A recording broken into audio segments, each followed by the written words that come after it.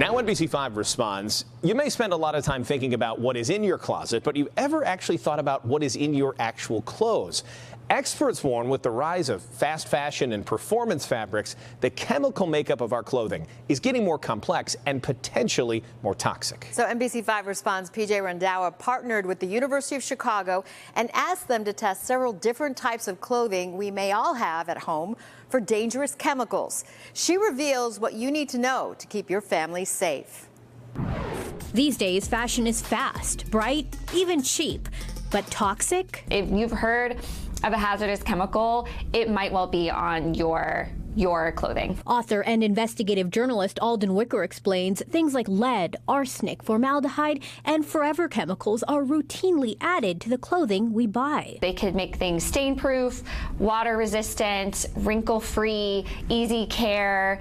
They could give it bright colors. And more than 97% of the clothing sold in the United States is imported from other countries, which can be problematic. They just don't have the same protections that we do, the environmental protections. They don't test the wastewater. Various studies have found exposure to those chemicals can cause anything from skin irritation and respiratory issues to cancer and reduced immune system function. All points of your health could be affected by what you wear. Even with all this information, Alden says the use of chemical compounds in fabric manufacturing is largely unregulated in the U.S. So how can you tell if there are chemicals leaching out of your clothing?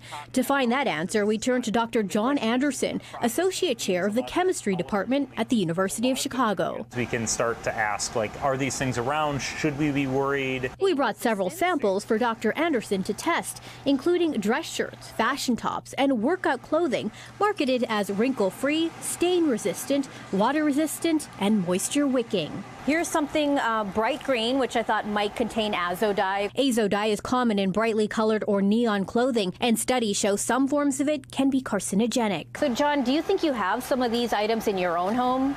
Absolutely, yeah, for sure. Yes. I could see you in something like that.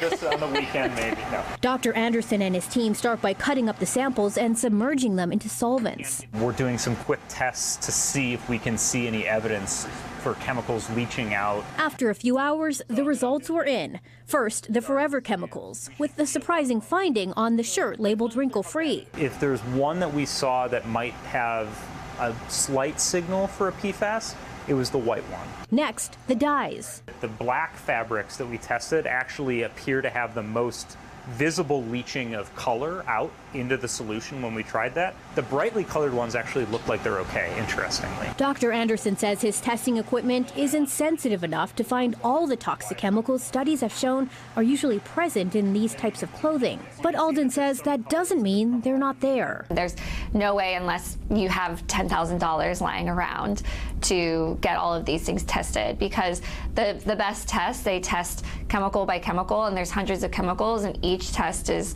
$300 to $500. It can be confusing to know which fabrics to avoid, but here are some key takeaways. Wash any new clothing items before you wear them. They may be treated with chemicals like formaldehyde or other leftover dyes that can irritate your skin. Buy natural fibers when possible, like cotton.